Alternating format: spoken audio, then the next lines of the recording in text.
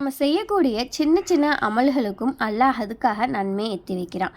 இப்போ நம்ம எதை பற்றி பார்க்க போகிறோம் அப்படின்னா, ஒரு சின்ன காரியம் செய்கிறதுனால நமக்கு சொர்க்கம் கிடைக்கும் அப்படின்னா நம்மளால் நம்ப முடியுமா? ஆமாங்க.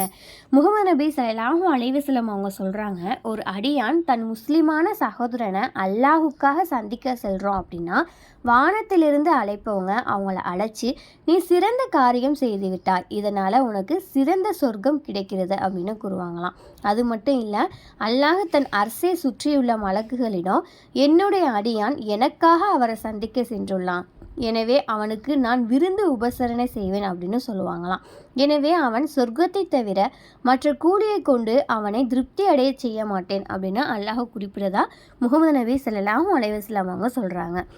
அல்ஹம்துலில்லாஹ். ஒரு சின்ன விஷயத்துக்கு சொர்க்கம் கிடைக்கும் அப்படின்னா நம்ம விடுவோமா?